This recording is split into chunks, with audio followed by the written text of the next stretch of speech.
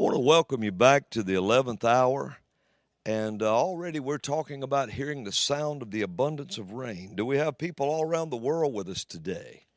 I'm going to tell you something. It's an exciting time to be alive. It's an exciting time because we're about to see a lot of things that we have believed for, things that we are. Um, yeah, I'll do that, Lord. You know, I remember listening to a um, a thing about Saddam Hussein a long time ago, and they were trying to figure out his character, how he thought, and they said, well, I'm going to tell you one way that he thinks. They said he was in a fight, and they were shooting back and forth, and he surrendered, but he didn't surrender till he shot his last bullet. And what that tells you is that once he was caught, they hanged him. And so the evil people, they go down to the last snarl, the last bite, because once they're caught, they're finished, and they know it. And so they'll fight to the last thing and they're ruthless. You have to remember this. Evil people like that are ruthless. Now, I want to go over just a few things with you before I get into this. Not long ago, the Lord began to talk to me about the role of a modern prophet. And because I had saw where someone had put under my name a modern prophet. And I asked the Lord, I said, what is a modern prophet? And he told me, he said, every prophet was a modern prophet. See, everybody in Elijah's day, it was a modern prophet. He was a modern to his time. To whatever he dealt with in his day, he was modern to that. Whatever was going on in his time. It's the same thing with Elisha, same thing with Moses. All of them were modern prophets. All of them. Now, but what is the role? So the role of a prophet hasn't changed. A prophet is still a prophet. And I'm telling you all this for a reason. Just stay with me. Now, so what is the role of a prophet at this time? It is the role of bringing the voice of heaven's tribunal court into the affairs of men in political positions. That has never changed. That has not changed from the first recorded prophet. For it is in this time that has been violated, covenants of nations have been violated that were made between God and nations. People don't understand that, but God has made covenant even with nations. Some nations have made covenant with God. I believe the United States stands under a covenant made with God because we sought the Lord on the creation of this nation. Israel is a nation that's in covenant with God. God even told Abraham, set up the covenant, and I'm going to make a covenant with you to give you this land. Well, America was so under a covenant with God when we were created that Benjamin Franklin even proposed to have the national seal was Moses at the Red Sea. That was even proposed at that time. And it was really considered to be. I think they were even talking at one time about making the official language of the U.S. the Hebrew language. They were going to make it the Hebrew language. Would have been our official tongue or official. And they were talking about it being like Israel. There was a lot to this that was going on. And it's at this time that wicked men are trying to violate a covenant God made with our forefathers. And we see the declaration of such a covenant, and that all men were created equal. We wrote that down, endowed with certain unalienable rights by their creator and so forth, and begin to lay out what our rights were, not government-given rights, but God-given rights. And so when the political world is the world and the realm where angels and demons and forces of good and evil come together to fight in this realm called the political. because whoever controls that controls the affairs of men, and they control the destinies of nations. And so they fight for control of that. And it doesn't make any difference to some people if they have to slaughter 40 million unborn a year. It makes no difference to them. It don't make any difference if they go in and shoot up and kill so many people, as long as they can get their political agenda advanced. Because there's forces of hell behind that wants control of that realm. Satan is a fallen being. He's no longer in heaven. And he's the God of this world, not of this earth, so to speak. The world system. He's the God of the world system and that Babylonian system that exists. And so they don't care what they have to do to advance that agenda. You know, let me tell you some things about Satan. I want you to hear this about him. See, he's a ruthless being. He's ruthless. He has no mercy. You never met any creature who doesn't have mercy, but he doesn't. He's the one who could lay a baby on the floor, put his foot on its neck, and you beg him not to step on him. Beg him, he would just smile and say, okay, while he stomped it. That's the way he is. He's absolutely ruthless. He has no blood, so he has no regard for blood. And if you want to know the spirit that's possessing some of these politicians, that's it. Anytime you can see people stand up and give an agenda that they could slaughter the unborn without thought, that they could kill one after another and then sell their body parts to the highest bidder and sell everything down to their blood to advance something they want going. Whenever you see people like that, whenever you see people who could go in, develop a proxy war that's not even a real war, just to turn everyone against one world leader and kill their own people to make it a reality, you're looking at someone who is controlled by that merciless being. And you have to remember that. You're dealing with a spirit, and some of these people yield themselves to it on purpose. When it gets to be this far gone, and you see covenants being violated, and you see murders happening, and I'm not just talking about somebody getting mad and murdering somebody, I'm talking about agenda to where they're not annihilating whole generations of people. I mean, when you take people and you're willing to kill your own people to advance a new world order, you are evil. And so when it gets to this point, prophets are brought on the scene in order to confront that. Now, what a prophet does, one role of a prophet, is they bring in heaven's tribunal, almost a military court, into the earth. And they'll bring that up before, not that the prophet's trying anybody, but the prophet's mantle will bring the court into the earth and stand before kings and say, thus saith the Lord.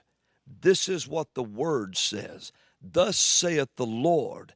And how then those political people have to answer. They have to respond. They have been summoned to court and they are being tried. Remember when, well, you don't remember it, but when the handwriting on the wall in the day of Daniel, and Belshazzar was drinking out of the cups that had been taken in captivity of Jerusalem, and he had the gold cups of the temple that were dedicated to the Lord, and he came in and he began to worship idols and worship their gods out of the cups of Yahweh, and he was holding those drinking and having ungodly parties using the utensils of the temple. And suddenly the fingers of a hand, not the hand, the fingers of it, appeared and began to write on the wall, "Mene, mene, tekel, upharsin." And no one could interpret it, but it brought an awe and a fear upon the people and the king. And he began to cry out for someone who could read this writing. None of the occultic people could read it. No one could read it. So someone, his mother, came up and said, "Listen, there is a prophet here. There is someone here." And he said, "He advised your grandfather, Nebuchadnezzar. He knew these things. He advised all these people, and he brought him in." And Daniel, the prophet, brought the court of heaven in. How do you know? Because he said, he told him, he said, "You knew what your father did. You knew what happened in his day. You knew how he was reduced to the level of nothing. You knew all of this. And yet, you would still do this." And he said, "I'll read your writing." He said, "Mene, mene, tekel, upharsin. You have been weighed in the balance and found wanting. The tribunal court of heaven has come into your presence." And Daniel brought the presence of the tribunal court into that wicked king and tried him right there. And when heaven tried him, the verdict was written, it was settled, everything was done, and Daniel said, "Before the night passes, you will die." And sure enough, he did. So the role of a modern prophet is when, and you see them come on the scene in force, when you see kings go rogue, and you see nations who have broken covenant, and you see wicked people, and you see an evil agenda push up on the scene, slaughtering innocent blood, doing their own agenda. Prophets have to be brought on the scene to bring the court of heaven into that king's realm. So the role of a modern prophet in the times we live in has never changed. It's the same role. It's like when Nathan came before David and told him the story of the sheep of the rich man and the poor man. He brought the court of heaven in and tried David for the killing of Uriah and the adultery with Bathsheba. So Nathan brought this in, and David pronounced his own verdict. And so the role of a modern prophet is to bring in the court of heaven. It's always to bring it in when there's political upheaval and things. Why? Because Hosea 12:13 says that nations, prophets bring preservation and deliverance to nations. This is the role of a modern prophet. Hallelujah. It is to bring truth with boldness and do what kings will not do. When Samuel told Saul, "Kill Agag, the king of the Amalekites," he didn't kill him. He saved him alive. He refused to do what the Lord said do. And so Samuel the prophet came in and did that. He did what kings wouldn't do. Elijah did what Ahab wouldn't do. When he called fire down out of heaven, he said, "Now take all the prophets of Baal down by the brook and slaughter them all." Elijah didn't pull a sword out in his own hand, but Elijah commanded the sword of thousands of armed soldiers. So we see that prophets come on the scene to do what kings won't do. Hallelujah. Is everybody still with me today? It is to anoint new leaders and bring down corrupt ones. It is to hear conversations in the privacy of the bedrooms of God's people's enemies and to advise kings. It is to bring minister healing to Naamans. It is to fill widows' meal barrels. It is to fill their cruises of oil. It is to cancel debt. It is to do these things. This is all under the mantle of a prophet. It is to cause axe heads to swim. What is the role of a modern prophet? It is to bring revival to a dead generation the way Elijah and Elisha raised those boys from the dead.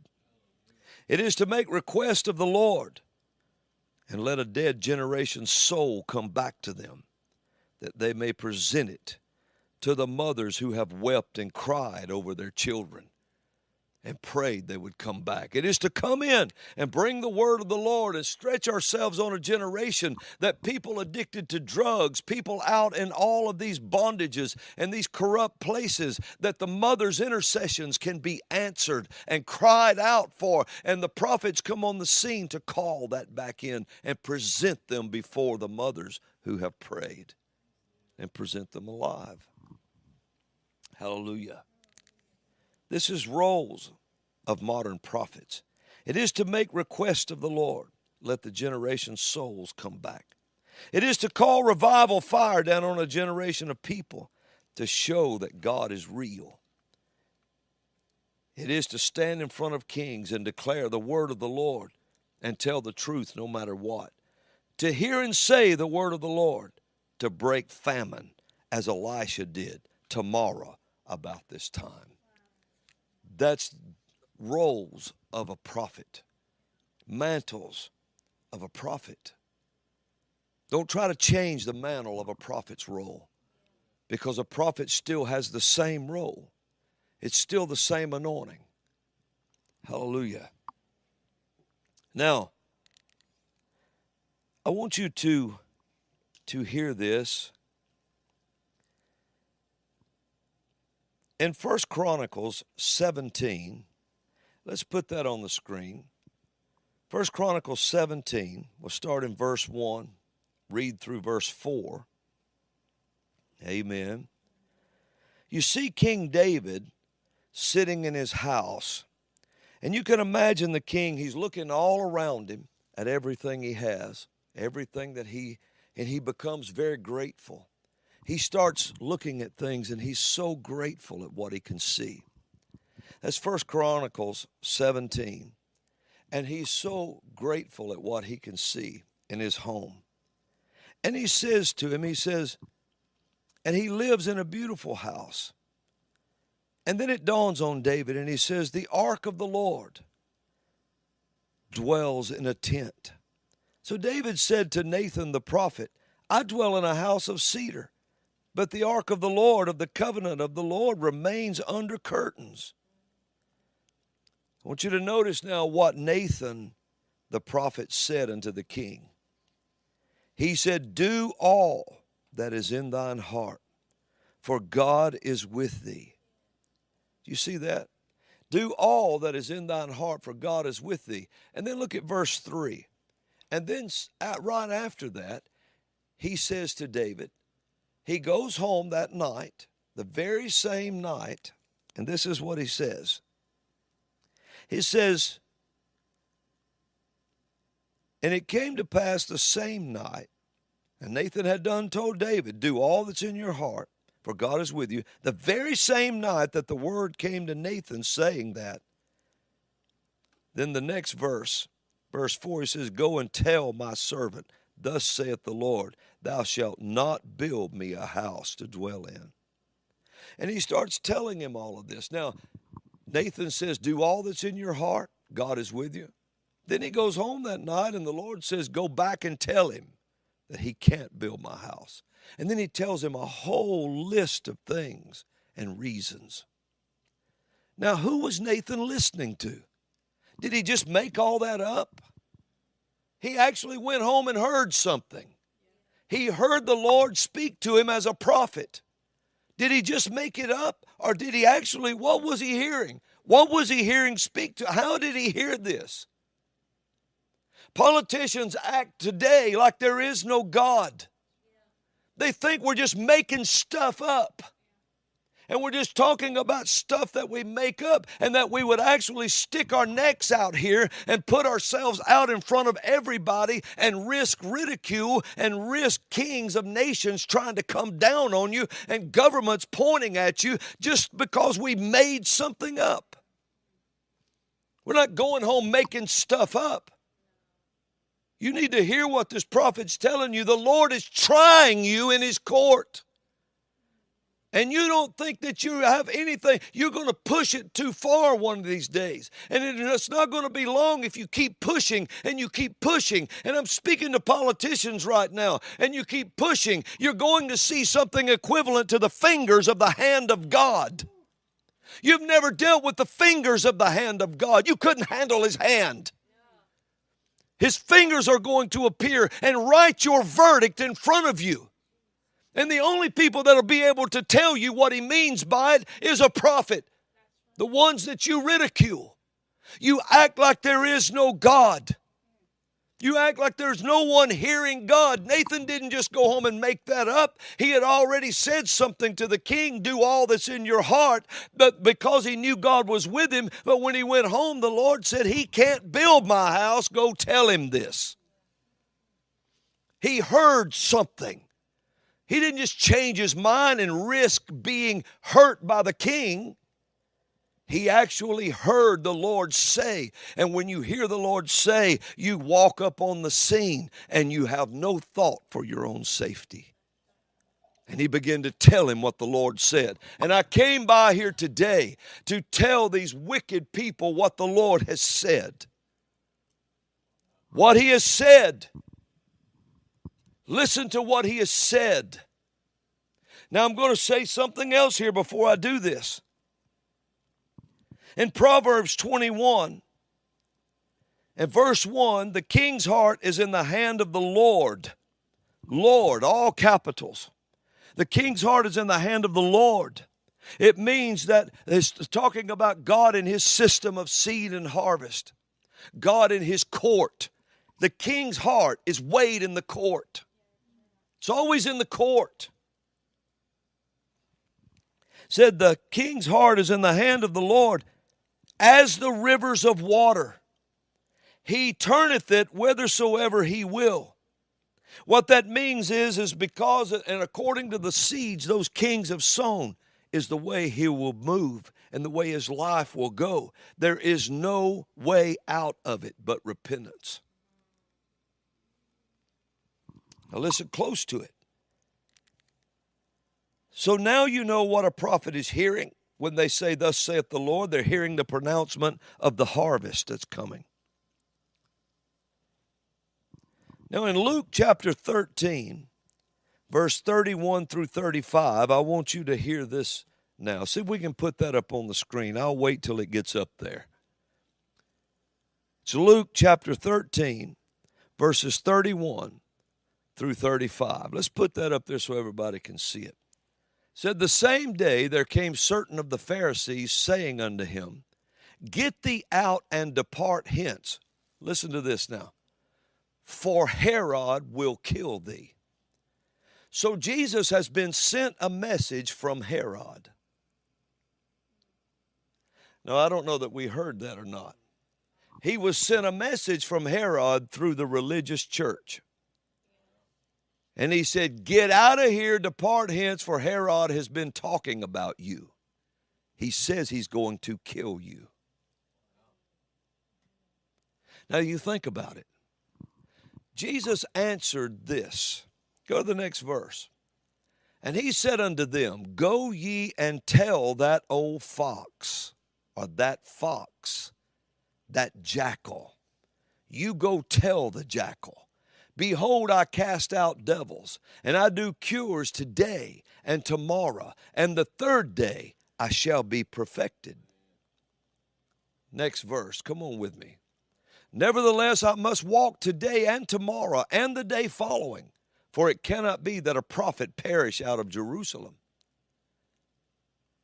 Then he says, O Jerusalem, Jerusalem, which killest the prophets and stonest them that are sent unto thee. How often would I have gathered thy children together as a hen doth gather her brood under her wings, and you would not. Listen to this.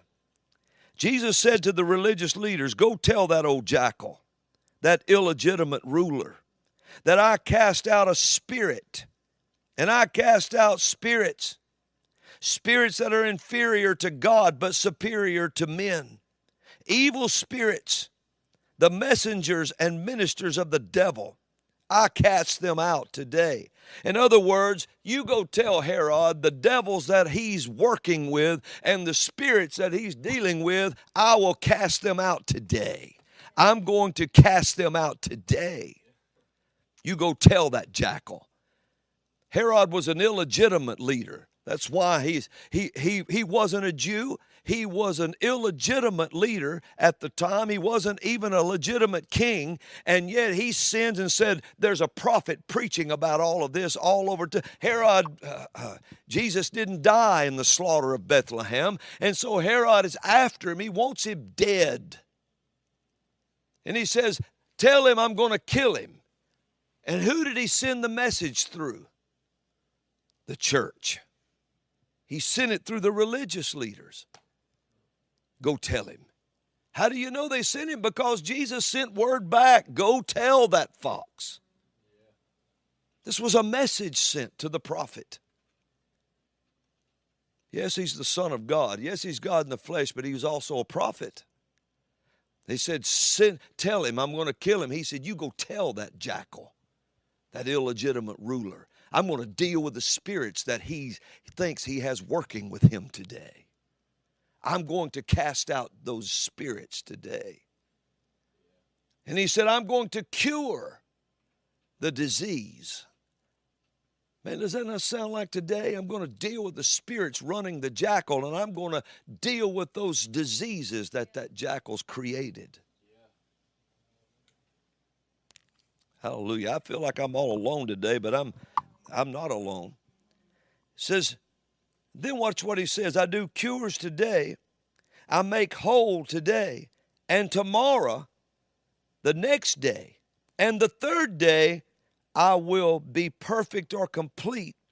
It means that I will accomplish and finish and bring to an end, to add what is yet wanting in order to render a thing full, to bring to an end all of this that you're doing.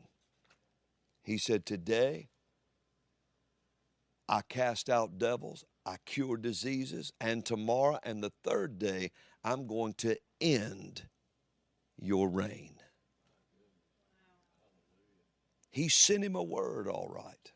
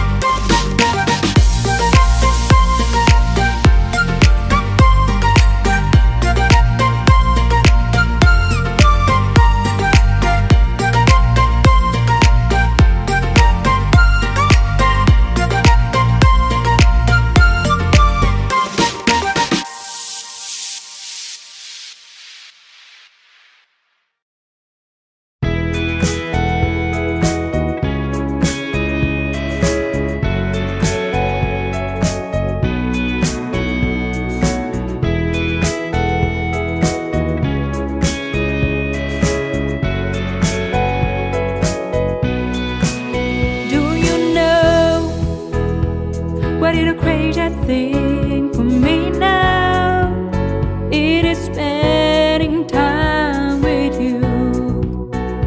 I want to stay with you forever so that I can see you, love you, and care for you. Do you know what is the craziest thing for me now? It is spending time with you. I want to stay with you forever so that I can see you, love you, and care for you. I feel magical when you are around me. I feel that there is a connection of the heart and soul. Your love gives me a fire that I can internally feel. Love is the yes, you are the light of my life. My love will never change.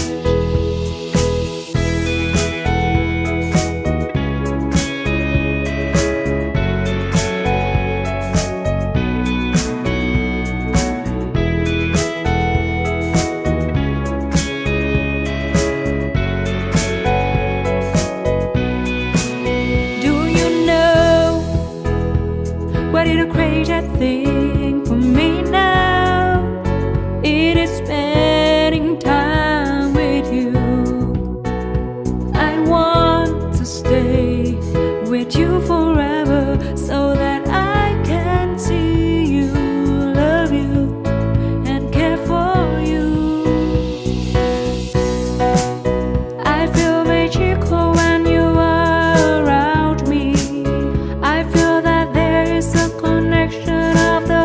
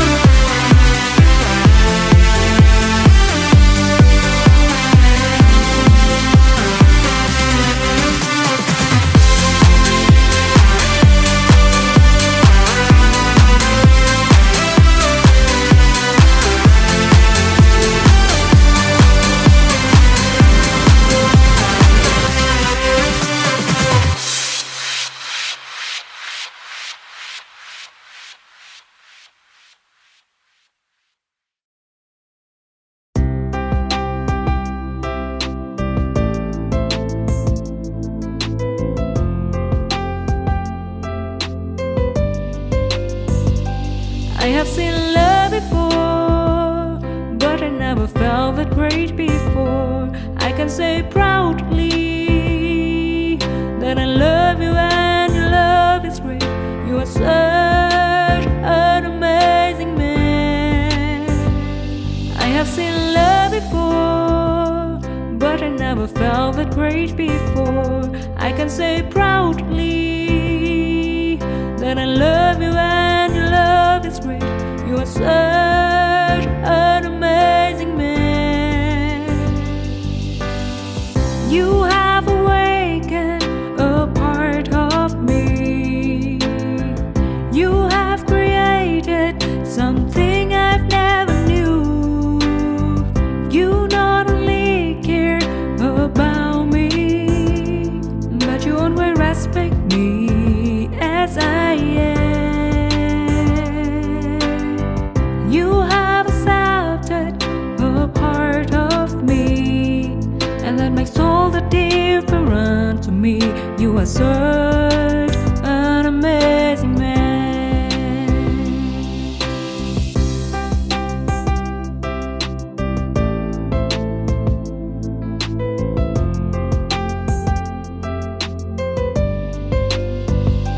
I have seen love before, but I never felt that great before. I can say proudly that I love you and your love is great. You are such an amazing man. I have seen love before, but I never felt that great before. I can say proudly that I love you and your love is great. You are such an amazing man. You have awakened a part of me. You have created something I've never knew. You not only care about me, but you always respect me as I am. You have accepted a part of me, and that makes all the difference to me. You are so